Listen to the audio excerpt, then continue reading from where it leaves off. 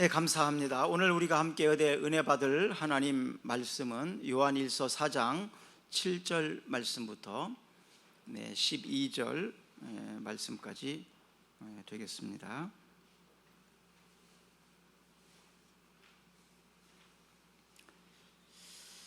사랑하는 자들아, 우리가 서로 사랑하자. 사랑은 하나님께 속한 것이니 사랑하는 자마다 하나님께로부터 나서 하나님을 알고 사랑하지 아니하는 자는 하나님을 알지 못하나니 이는 하나님은 사랑이심이라. 하나님의 사랑이 우리에게 이렇게 나타낸 바 되었으니 하나님이 자기의 독생자를 세상에 보내심은 그로 말미암아 우리를 살리려 하심이라. 사랑은 여기 있으니 우리가 하나님을 사랑한 것이 아니요 하나님이 우리를 사랑하사 우리 죄를 속하기 위하여 화목제물로 그 아들을 보내셨음이라. 사랑하는 자들아, 하나님이 이같이 우리를 사랑하셨은즉 우리도 서로 사랑하는 것이 마땅하도다. 어느 때나 하나님을 본 사람이 없으되 만일 우리가 서로 사랑하면 하나님이 우리 안에 거하시고 그의 사랑이 우리 안에 온전히 이루어지느니라. 아멘. 권사님 사랑합니다. 아멘으로 감사합니다. 저도 사랑합니다. 이게 참된 사랑, 이것이 착한 사랑입니다. 근데 만약에 오해된 사랑이 있다면 제가 권사님 사랑합니다 그러면 왜요? 왜 목사님 저를 사랑해요? 이렇게 할 수 있겠지요. 오늘날 홍수가 일어나면 마실 물을 구하기가 어려운 것처럼 사랑이라는 말을 많이 하지만 정말로 착한 사랑, 참된 사랑이 많지 않습니다. 옛날에는 물을 그냥 막 마셨어요. 근데 지금은 거의 그냥 물을 마시지 않습니다. 정수기를 통해서 오염된 것을 제거하고 마시거나 생수를 사서 마시는 시대가 되었습니다. 사랑한다는 말을 참 많이 합니다. 사랑한다는 표현도 다양합니다. 뭐 손을 이렇게 하기도 하고 요즘엔 또 이렇게도 하더라고요. 좀 표현이 좀 그래요. 이렇게 사랑 하트 표시를 하기도 하는데 또 이런 말이 유행이 있어요. 사랑한다고 하니까 진짜 사랑한 줄 압니다. 사랑한다고 하니까 진짜 사랑하는 줄 압니다. 가짜 사랑, 거짓말 사랑, 위선적인 사랑도 참 많이 있습니다. 마태복음 23장 25절 말씀을 보겠습니다. 화 있을진저 의식하는 서기관들과 바리새인들이여 장과 대접에 겉은 깨끗이 하되 그 안에는 탐욕과 방탕으로 가득하게 하는도다. 네, 겉은 깨끗하지만 그 안에는 탐욕과 방탕으로 가득하도다. 위선적인 속임수, 진심이 아닌 것들이 우리들 주변에 너무나 많이 있습니다. 사랑도 그런 것 같습니다. 그래서 심리학자이면서 사랑을 연구하는 에릭 프롬이라는 사람은 사랑하는 법이라는 책에서 5가지로 제안을 하고 있습니다. 첫째는 관심과 배려. 관심과 배려. 나에 대해서 관심해주고 나에 대해서 배려해 달라는 말이 아니라 상대에 대해서 배려하고 관심을 갖는 겁니다. 두 번째는 책임을 지는 것. 세 번째로는 상대를 존경하고 존중해 주는 것. 그리고 네 번째로는 상대를 이해해 주는 것. 그리고 다섯 번째로는 나의 모든 것을 아낌없이 주는 것이라고 정의를 하고 있습니다. 사랑은 요구하는 것이 아니라 사랑은 하는 것이고 사랑은 주는 것입니다. 사랑은 기대하는 것이 아닙니다. 내가 사랑해 주는 것입니다. 세상에 많은 문제와 범죄가 일어나는 원인을 보면 결국 잘못된 사랑에서 나타나는 것을 보게 됩니다. 디모데후서 3장 1절에서 2절 말씀을 보시면요, 너는 이것을 알라. 말세에 고통하는 때가 이르러 사람들이 자기를 사랑하며 돈을 사랑하며 자랑하며 교만하며 비방하며 부모를 거역하며 감사하지 아니하며 거룩하지 아니하며. 사람들이 자기를 사랑하며 돈을 사랑하며 대부분 여기에서 많은 문제와 범죄가 일어납니다. 자기를 사랑하고 자기밖에 모르고 그리고 돈을 위해서, 권력을 위해서, 이러다 보니까 수많은 문제들이 발생합니다. 그래서 디모데전서 6장 10절 말씀을 보시면요, 돈을 사랑함이 일만하게 뿌리가 되나니 이것을 탐내는 자들은 미혹을 받아 믿음에서 떠나 많은 근심으로써 자기를 찔렀도다. 무엇을 사랑하는 것이 일만하게 뿌리가 된다고요? 돈을 사랑하는 것이, 돈을 사랑하는 것이 일만악의 뿌리가 된다. 이것을 탐하는 자들이 미혹을 받아서 결국 믿음에서 떠나고 근심과 걱정이 자기 자신을 찌르는 일이 발생된다. 이것 때문에 교회를 나오지 않는 사람들도 상당히 많이 있습니다. 이것 때문에 나라와 가정이 파괴되는 경우도 많이 있습니다. 돈을 사랑하는 것이 일만악의 뿌리다. 돈이 필요한 것만은 사실이지만 그러나 돈을 사랑해서는 안 된다는 거죠. 돈은 하나의 도구일 뿐이지 그것이 어떤 목적이 되거나 목표가 되어서도 안 되는 것입니다. 돈 때문에 걱정해 보신 적이 얼마나 많으십니까? 돈 때문에 밤잠을 자지 못하고 염려할 때가 얼마나 많습니까? 돈 때문에 고민해 본 때도 얼마나 많습니까? 어쩌면 지금도 돈 때문에 힘들어하는 분들도 있을 거예요. 돈에게 매여서, 돈에게 붙들려서 있는 사람들은 돈으로부터 해방되기를 축복합니다. 돈으로부터 자유하시기를 축복합니다. 돈이 우리를 지배하지 못하도록 하시기를 바랍니다. C.S. 루이스는요, 사랑에 대해서 이렇게 표현을 합니다. 에로스에 의해서 우리가 태어났고 또 스톨게에 의해서 양육되었고 필레오에 의해서 성숙되고 아카페로 완성됐다. 이것은 뭐냐 하면 헬라어로 사랑을 네 가지로 정의하기 때문에 그렇습니다. 에로스는 남녀 간의 이성적인 사랑, 그리고 필레오는 친구의 사랑, 우애라고 할 수 있고요, 스톨게는 부모의 사랑, 애정입니다. 그리고 아카페는 희생적인 사랑입니다. 이것을 보면서 사랑의 대상에 따라서 사랑의 방법과 표현은 다르게 나타날 수 있다는 거죠. 기독교를 사람들은 사랑의 종교라고 말합니다. 예수님께서도 율법의 중심은, 율법의 완성은 바로 사랑이라고 말합니다. 새 계명을 주노니 너희가 서로 사랑하라. 바로 새로운 계명, 결국 율법의 중심도 전부 사랑이죠. 사랑입니다. 마태복음 22장 37절부터 39절까지를 보겠습니다. 예수께서 이르시되 내 마음을 다하고 목숨을 다하고 뜻을 다하여 주 너의 하나님을 사랑하라 하셨으니 이것이 크고 첫째 되는 계명이요 둘째도 그와 같으니 내 이웃을 내 자신같이 사랑하라 하셨으니. 마음을 다하고 목숨을 다하고 뜻을 다하여 해야 될 게 뭐냐? 하나님을 사랑하는 것이다. 그리고 이웃을 사랑하는 것이라고 주님께서 말씀하십니다. 마음을 다하고 목숨을 다하고 뜻을 다하여 모든 것을 다하여 우리가 해야 될 것이 바로 사랑이라는 거예요. 사랑이라. 누가복음 10장에 보면 이 사랑에 대해서 두 가지가 나오는데, 하나님을 어떻게 사랑해야 되느냐, 그리고 또 이웃에 대해서는 어떻게 사랑을 하는 거냐, 이것을 가르칠 때 바로 마르다와 마리아, 예수님께서 마르다와 마리아의 집에 가셨을 때에 마르다는 예수님을 대접해 드리려고 음식 준비하는데 열정을 다했습니다. 힘껏 했습니다. 너무 많은 것을 하다 보니까 분주하고 혼자 하기가 벅찼어요. 그래서 예수님 옆에서 말씀 듣고 있는 마리아를 내게 오게 해서 좀 돕게 해달라고, 나 혼자 너무 힘들다고. 그러니까 예수님께서는 야, 가만두어라. 마리아가 오히려 더 좋은 것을 선택했다. 마르다는 예수님을 음식으로 대접하는 데 집중했지만 마리아는 예수님의 말씀을 들었어요. 바로 이것이 어떤 것이 더 좋은 거냐? 마리아가 좋은 것을 선택했다고 말합니다. 하나님을 사랑하는 방법은 하나님의 말씀을 잘 듣는 겁니다. 그리고 하나님이 하신 말씀대로 사는 거예요.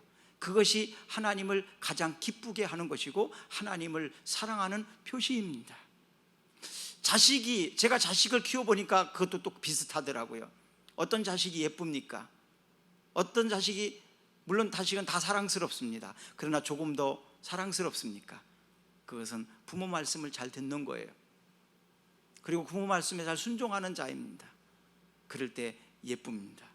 우리가 하나님의 말씀을 잘 듣고 읽고 그리고 그 하나님의 말씀대로 살려고 하는 것이 바로 하나님을 사랑하는 방법이라는 거예요. 그것이 바로 본질이라는 것입니다.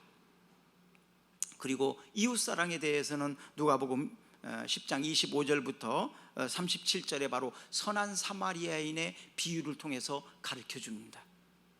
이것은 교회를 안 다니는 사람들도 잘 아는 일들이에요. 사마리아 사람과 유대인들은 별로 사이가 안 좋았습니다. 그 지역을 지나가지도 않아요. 상종도 안 하는 사람들입니다.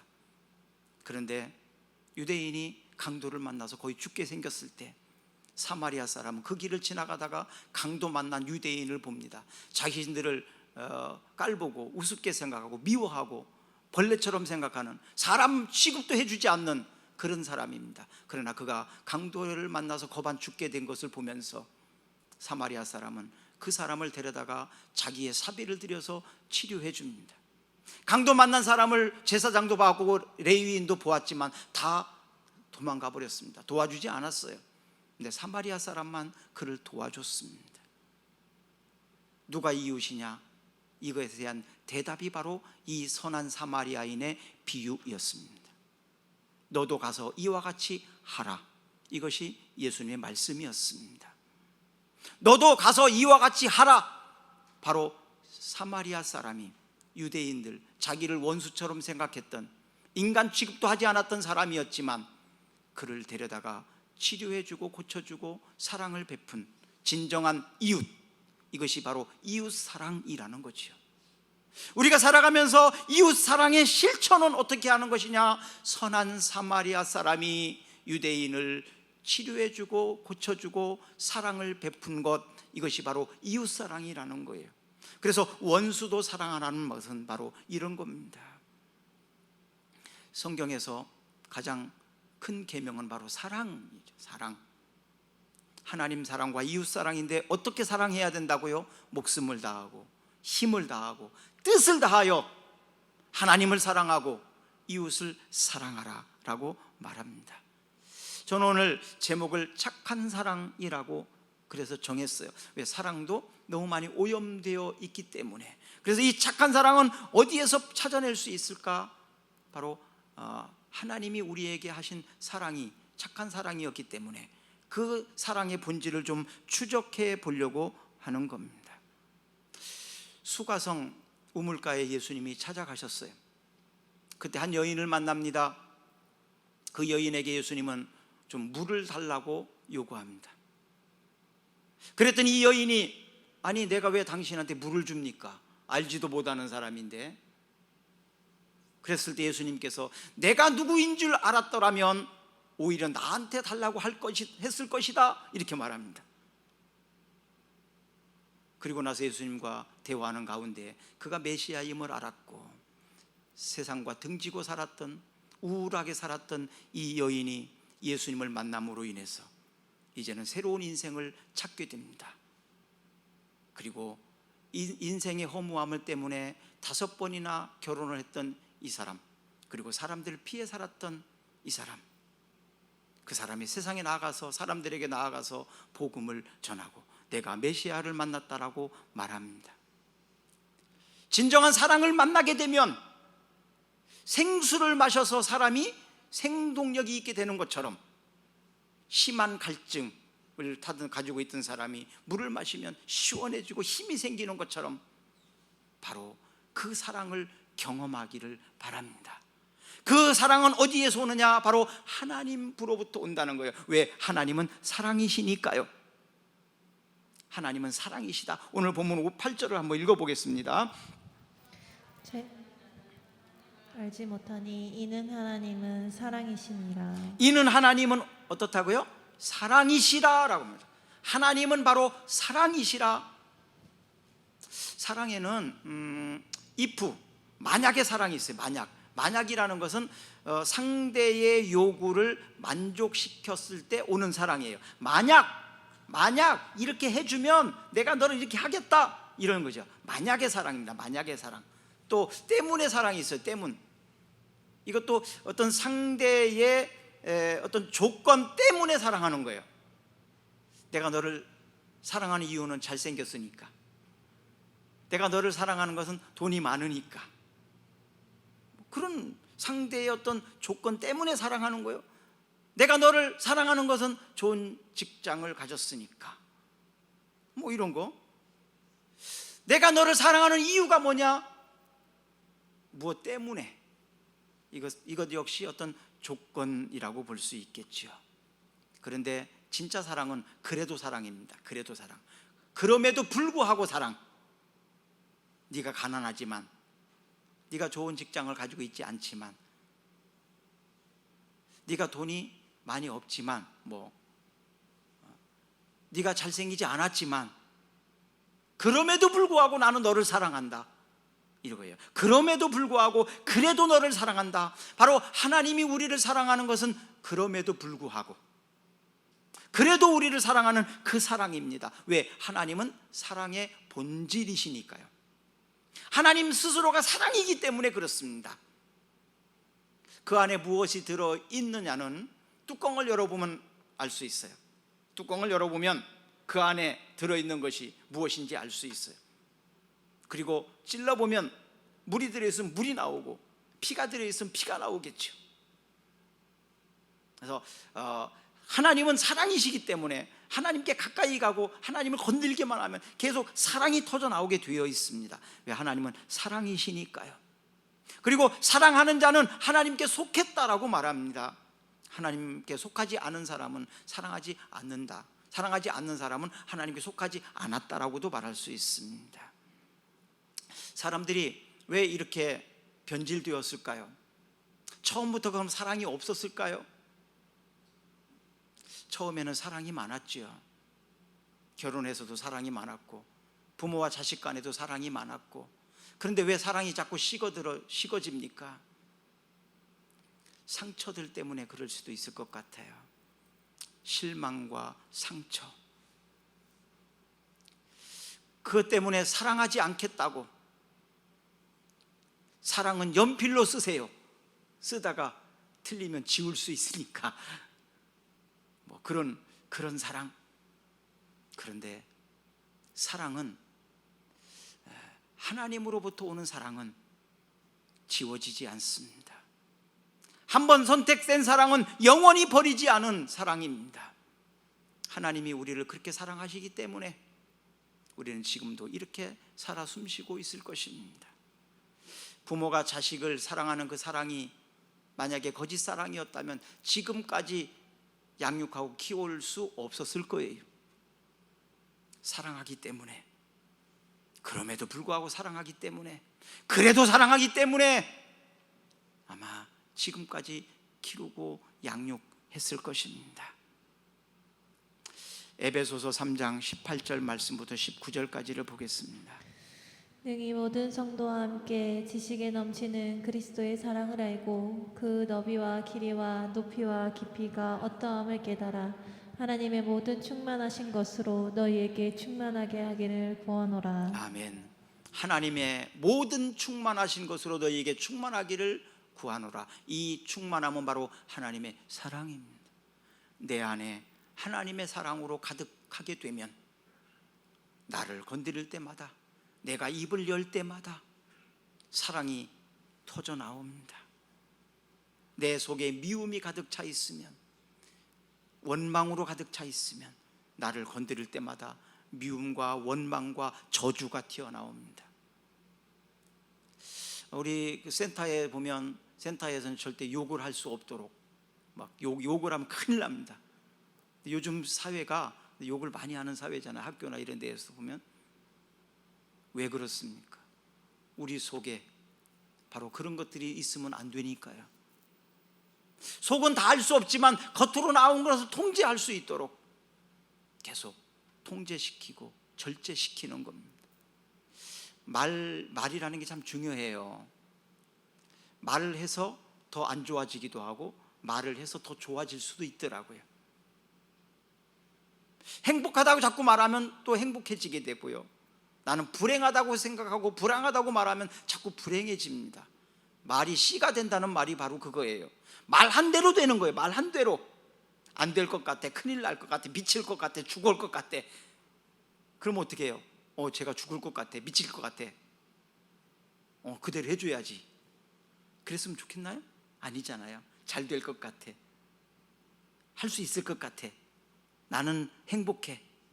그러면 자꾸 행복해지고 할 수 있을 것 같고 하게 된다 이 말이죠. 그래서 할 수 있다, 하면 된다, 해보자 막 그런 거 아니에요? 한번 해보자까지.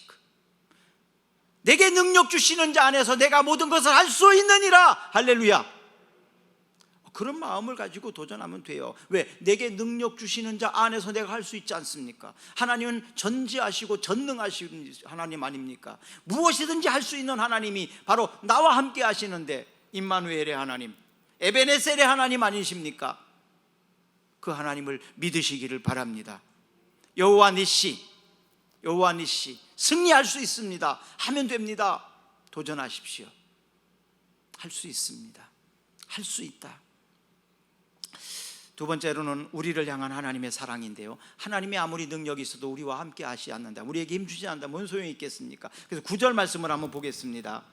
하나님의 사랑이 우리에게 이렇게 나타난 바 되었으니 하나님이 자기의 독생자를 세상에 보내심은 그로 말미암아 우리를 살리려 하심이라. 하나님의 사랑이 우리에게 나타냈다는 거예요. 하나님의 사랑이, 하나님은 사랑이시라고 했잖아요.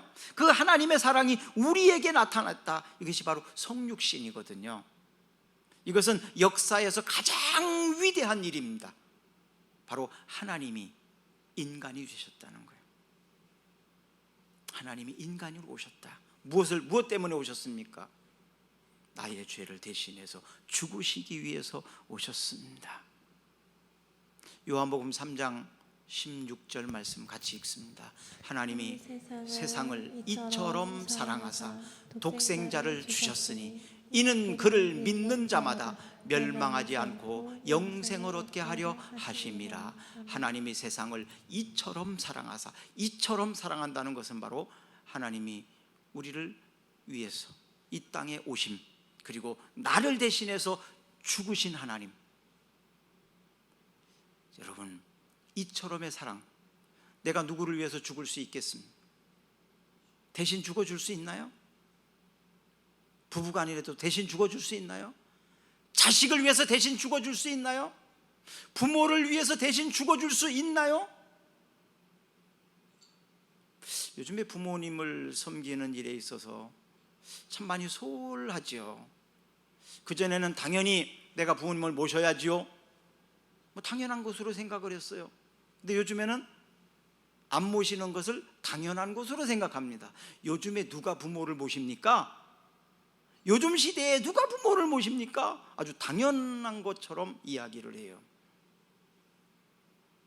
부모님에게 용돈 드리고 있습니까? 부모님에게 용돈 드리고 있습니까? 손 들어보라고 그럴까요? 부모님에게 용돈 드리고 계십니까? 드려야지요. 드려야지요. 왜요? 지금까지 내가 있게 하기까지 부모님이 나에게 어떻게 하는지를 한번 생각해 보세요. 그 용돈 조금 드리는 것 가지고 죄송하고 미안할 뿐이지요. 너무 고마운 걸 몰라요. 너무 고마운 걸 몰라요. 어쩌면 이것이 학생들에게, 젊은이들에게만 탓할 수 없다는 생각이 듭니다. 왜요? 40대, 50대 이 사람들이 내가 부모를 안 모셨으니까요. 내가 부모에게 용돈을 못 드렸으니까요. 그 모습을 본 30대, 20대 젊은이들이, 아, 엄마 아버지도 그랬으니까 나도 안 그래도 되는구나. 엄마 아버지가 용돈 안 드렸으니까 나도 안 드려야지. 엄마 아버지가 부모님 모시는 것을 당연하다고 생각 안 했으니까 나도 당연히 안 모시는 것 아니냐고. 어쩌면 이것이 이미 오래전부터 뿌려놓은 결과가 아닌가라는 생각을 합니다. 그러나 그것이 잘못된 일이라면 40대 50대 부모들이 잘못한 거니까 바로 잡아야 되지 않겠습니까? 조금이라도, 많지 않지만 용돈을 드리려고 좀 결심했으면 좋겠습니다. 그렇게 하시기를 바랍니다. 아멘. 네, 작은 표현이라도 꼭 하세요. 감사의 표현 너무 중요합니다. 아낌없이 주는 사랑, 부모가 자식을 위해서 하는 사랑이 바로 아낌없이 주는 사랑인데, 아까울 것이 없는 사랑입니다. 아닙니까? 더 주고 싶은 사랑 아닙니까? 하나님이 우리를 이처럼 사랑하신 것에 대해서 감사할 줄 안다면 어찌 하나님 앞에 내가 시간을 드리고 몸을 드리고 헌금을 드리는 것이 아깝다고 생각이 듭니까? 주께 드리네, 주께 드리네, 내게 있는 모든 것을 주께 드리네. 이것이 신앙 고백이 되어야 되지 않겠습니까? 우리 꿈사랑교회가 전북 지방에 설립을 하고 가임 예배를 드렸어요. 그러니까 설립은 더 먼저 했지만 가임 예배는 좀 몇 년 후에 했어요. 가임 예배를 드리는, 설립 감사 가임 예배를 드리는 예배에서 우리 중고등학생들이 특송했던 기억 납니까? 특송. 그때 한 25명 정도 이렇게 앞에서 찬양을 했는데 그 찬양했습니다. 주께 드리네, 주께 드리네, 내 모든 것을 주께 드리네, 내 일생을 주께 드리네, 내 삶을 주께 드리네. 그런 찬양이었어요. 전 지금도 그 기억납니다. 그때의 그 찬양했던 학생들이 지금 대학을 졸업했습니다. 대학생도 있습니다. 우리 오승현 선생님도 그때 그 생각납니까? 반주했던 생각납니까? 내 생명을 주께 드린다고. 저는 그 찬양의 고백이 그들의 인생의 삶이 되었으면 좋겠습니다. 그리고 그때의 생각을 다시 찾고 하나님께 붙들림 받 쓰임 받는 인생, 바로 존귀한 인생이 되시기를 주의 이름으로 축복합니다. 아브라함은 이삭을 하나님 앞에 드림으로 하나님을 향한 그 진정성을 보여줬습니다. 독자 아들 이삭을 모리아산에 올라가서 드린 것으로 인해서 하나님을 감동시켰습니다. 우리는 무엇으로 하나님을 감동시킬 수 있겠습니까? 심청이는 아버지 눈을 뜨게 해주기 위해서 생명을 던졌습니다. 그렇죠? 로마서 5장 8절 말씀을 보면 하나님의 사랑의 확증을 말하고 있습니다. 우리가 아직 죄인 되었을 때에 그리스도께서 우리를 위하여 죽으심으로 하나님께서 우리에 대한 자기의 사랑을 확증하셨느니라. 우리가 아직 죄인 되었을 때에 그리스도께서 우리를 위하여 죽으심으로 하나님께서 우리에 대한 자기의 사랑을 확증하셨다. 우리가 아직 죄인 되었을 때, 우리가 아직 죄인이었을 때, 어떤 조건이 아니었잖아요. 때문도 아니었습니다. 그럼에도 불구하고의 사랑이었습니다. 하나님이 우리를 사랑하시는 것은 어떤 조건이 아니었고 때문도 아니었고 그럼에도 불구하고 그래도 사랑하는 그 사랑을 우리는 받고 있습니다. 우리는 이 하나님의 사랑으로 서로 사랑할 때 이것이 바로 착한 사랑입니다. 오늘 본문 11절과 12절을 보겠습니다. 사랑하는 자들아, 하나님이 이같이 우리를 사랑하셨은즉 우리도 서로 사랑하는 것이 마땅하도다. 어느 때나 하나님을 본 사람이 없으되 만일 우리가 서로 사랑하면 하나님이 우리 안에 거하시고 그의 사랑이 우리 안에 온전히 이루어지느니라. 사랑하는 자들아, 하나님이 이같이 우리를 사랑하셨은즉 우리도 서로 사랑하는 것이 마땅하도다. 마땅하도다. 인생에서 가장 큰 즐거움은 사랑을 하고 사랑을 받을 때입니다.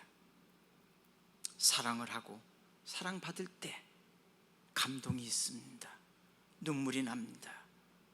너무너무 행복해집니다. 형제들이 모였을 때 이 사랑이 있고, 가족 간에 모였을 때 이 사랑이 있을 때, 교회 와서 이렇게 예배드리고 그러면서 서로 얼굴을 볼 때 행복하지 않습니까? 너무 행복하잖아요. 왜? 우리는 영적인 가족이니까요. 세상에서 영적인 것이 안 될 때, 너무너무 허무하고 힘들 때, 세파에 시달렸을 때, 너무너무 힘들고 외롭고 고독했던 그때, 그 모든 것을 끌어안고 이제 어디로 와요? 교회로 옵니다. 그리고 하나님 앞에 엎드립니다. 하나님 앞에 엎드려 기도하면, 찬양하면 눈물이 주르르 흐르잖아요. 내가 너를 안다, 내가 너를 사랑한다. 그러면서 주님이 나를 어루만져 주시고 나를 안아주시고 우리의 상처를 씻어주실 때 행복하지 않습니까? 그리고 성도들 간의 영적인 가족들이 서로 위로하고 손잡아주면서 격려하고, 한 주간 잘 있었냐고, 잘 있었냐고, 내가 너를 위해서 기도했다고, 그런 사랑의 교제를 나눌 때 너무너무 행복하지 않습니까? 이것이 바로 교회입니다. 아멘. 이것이 바로 교회입니다. 이런 교회가 되는 것이 우리 꿈사랑교회의 모습인 줄로 믿습니다. 사랑은요, 나와 너 속에 같이 있을 때, 상대 속에도 내 속에도 사랑으로 같이 있을 때, 관계가 있을 때, 그때 사랑이 터져 나옵니다. 감사로 받으면 버릴 것이 없는 것처럼 사랑으로 하면, 사랑의 진심이 통할 때 그곳에 바로 능력이 있습니다. 예수님의 12명의 제자들이요, 형편없었잖아요. 처음에 3년 동안 예수님께 훈련받을 때도 별로 그렇게 두각을 나타내지 못했어요. 저런 사람들이 무슨 제자야 할 정도로 비난도 많이 받았습니다. 그런데 그 12명의 제자들이 다 어떻게 죽었습니까? 한결같이 순교했다는 거예요. 목에 베임을 당하기도 하고, 십자가에 붙들려서 죽기도 하고요, 창에 찔려서 죽기도 하고요. 그들의 생명조차도, 그들의 인생 전체를 하나님께 받은 그 사랑을 생각하면 내가 내 인생, 내 생명 무엇이 아깝겠냐, 초계같이 던질 수 있었습니다. 사랑을 받아보니까 바로 그런 사람이 되더라는 거예요. 그래서 사랑을 많이 받아야 되고, 사랑해 하는 법도 훈련해야 합니다. 그래서 부모님들은 자식들을 많이 사랑해 주세요. 많이 사랑해 주세요. 또 우리 교회에서 서로 사랑하는 많이 사랑해 주세요. 사랑을 많이 받아봐야 또 사랑하는 사람이 돼요. 사랑을 받아보지 않은 사람은 사랑할 줄을 몰라요. 속으로만 사랑하지 말고 사랑을 많이 표현하세요. 그리고 사랑을 많이 해주세요. 그래서 사랑이 좀 관계 속에서 많이 나타나도록 하십시오. 요한일서 4장 20절 말씀 한번 읽어봅니다. 누구든지 하나님을 사랑하노라 하고 그 형제를 미워하면 이는 거짓말하는 자니, 보는 바 그 형제를 사랑하지 아니하는 자는 보지 못하는 바 하나님을 사랑할 수 없느니라. 누구든지 하나님을 사랑하노라 하고 그 형제를 미워하면 이는 거짓말하는 자니, 보는 바 그 형제를 사랑하지 아니하는 자는 보지 못하는 바 하나님을 사랑할 수 없느니라. 하나님을 사랑한다면 서로 사랑하는 것이 마땅하다. 보이는 형제도 사랑하지 못하는 사람이 어찌 보이지 않는 하나님을 사랑한다고 할 수 있겠느냐? 우리가 서로 사랑하는 것이 바로 하나님을 사랑하는 것이다. 그리고 하나님은 우리가 서로 사랑하는 모습을 보면서 행복해하고 기뻐하신다는 거예요. 부모에게 있어서 자식들이 만나서 서로 사랑하고 서로 도와주고 서로 막 화목하게 이야기하면 그것만큼 행복한 게 없어요. 그런데 서로 관심도 안 가져주고 서로 싸우고 그러면 부모는 그것만큼 괴로운 것도 없습니다. 여러분, 하나님을 사랑하는 방법은 우리가 예배를 통해서 하지만 이웃을 사랑하는 거예요. 형제로 서로 사랑하면서 사는 거예요. 빌레몬에게는 오네시모라는 종이 있었습니다. 그런데 이 오네시모가 빌레몬에게 큰 손해를 끼치고 도망가 버렸어요. 노예가 도망갔으면 그거는 죽여야 될 사람, 죽여야 됩니다. 큰 피해를 끼치고 도망갔으니까 배신하고. 그런데 그 오네시모가 누구를 만나느냐 하면 사도 바울을 만납니다. 사도 바울을 만나서 복음을 듣고 그의 삶이 바뀝니다. 그리고 고백합니다. 사실은 나의 주인은 빌레몬입니다. 그런데 내가 주인에게 큰 손해를 끼치고 도망쳤습니다. 이 고백을 들은 바울이 그 문제를 처리해 줘야 되지 않겠습니까? 그래서 빌레몬에게 편지를 보냅니다. 오네시모라는 사람을 내가 데리고 있다. 이 오네시모는 예수를 믿고 이제는 우리와 같은 형제가 되었고 나에게 유익한 사람이다. 그런데 내가 듣고 보니까 당신의 종이었는데 도망쳤다고 하더라. 오네시모를 좀 용서해 줬으면 좋겠다. 그리고 내가 만약에 피해가 있다면 내가라도 갚아줄 테니까, 내가 대신이라도 해줄 테니까, 뭐 이런 편지 내용입니다. 주님께서도 동일하게 하시지 않겠습니까? 바울이 빌레몬에게 편지를 보냈다는 것처럼 하나님께서는 우리에게 동일하게 말씀하십니다. 사랑하는 타견아, 너를 배신하고 너를 힘들게 했던 그가 내 자녀가 되었다. 내 아들이 되었다. 나에겐 유익한 사람이 되었다. 복음을 위해서 일꾼으로 쓰임받을 만한 준비가 됐다. 그런데 네가 용서해 줘야 되지 않겠니? 주님이 우리에게 편지하신다면 어떻게 하시겠습니까? 주님이 우리에게 그런 감동을 주실 때 어떻게 하시겠습니까? 그래도 나는 결코 용서할 수 없다고 그렇게 말하실랍니까? 아닙니다. 하나님께 내가 받은 사랑, 그걸 생각하면 이건 아무것도 아니지 않습니까? 내가 그 하나님의 사랑에 힘입어서, 내가 그 하나님의 사랑으로 충만해져서 이제는 그 사랑으로 하나님을 섬기며 살겠습니다. 그리고 그 사랑이신 하나님께 받은 그 사랑을 생각하며 내가 이웃을 사랑하며 살겠습니다. 이제는 착한 사람으로 살겠습니다. 이제는 믿음의 삶을 살겠습니다. 고린도전서 13장 13절에 보면 읽어봅니다. 그런즉 믿음, 소망, 사랑 이 세 가지는 항상 있을 것인데 그 중에 제일은 사랑이라. 아멘. 우리 한 1분 정도만 오늘은 기도합시다. 믿음, 소망, 사랑 이 세 가지는 항상 있을 것인데 그 중에 제일은 사랑이라. 믿음이 있다 하면서, 천국에 대한 소망이 있다 하면서, 하나님을 사랑한다 하면서 온전히 사랑하며 살지 못했던, 우리 입술로 미워했던, 우리의 마음으로 미워했던 그 모든 것들을 이 시간 내려놓으시고 하나님의 사랑으로 충만해지기를 원합니다. 하나님의 사랑으로 가득해지기를 원합니다. 이제는 미워했던 마음, 저주했던 마음, 그리고 그걸로 인하여 상처받았던 마음을 치유해 주시고 사랑하며 살게 하옵소서. 거짓 사랑 때문에 속았던 그 아픔도 치유해 주시고 이제는 서로 사랑하며 살게 하옵소서. 예수님 이름으로 기도합니다. 우리 다 같이 일어나셔서 찬양하겠습니다.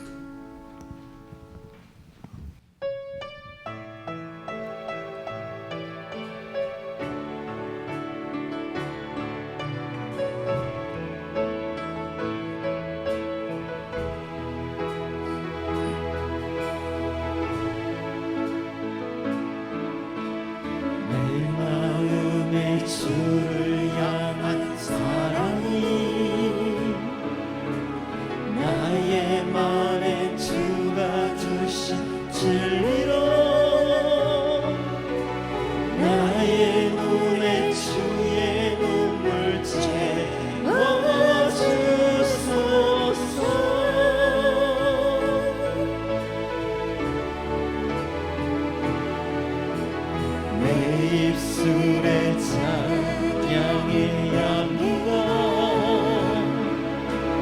두 손에는 주를 달고 섬기니 나의 삶의 주의 은정 나게 하소서.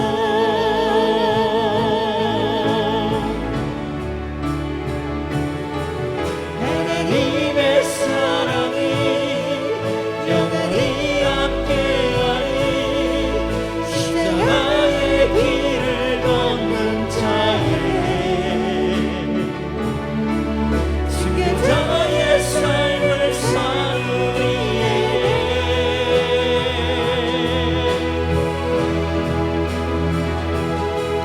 조롱하는 소리와 세상 유혹 속에도 주의 순결한 신부가 되리라.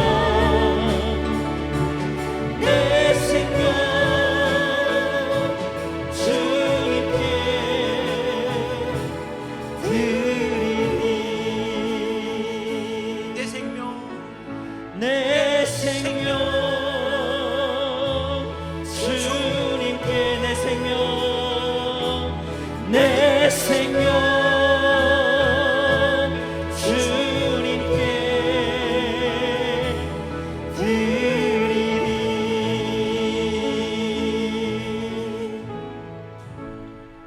지금은 우리를 위하여 이 땅에 오셔 구원의 보혈을 흘려주신 예수 그리스도의 은혜와 일용할 양식을 날마다 허락하시며 천국으로 인도하시는 하나님 아버지의 만극하신 사랑하심과 교회를 통하여 역사하시는 성령님의 교통하심이 오늘 머리를 숙여 예배하는 저희들과 저들의 가정, 교회, 저들의 직장, 삶의 토전 위에 이 나라와 이 민족 위에 영원토록 함께 하시기를 간절히 축원하옵나이다.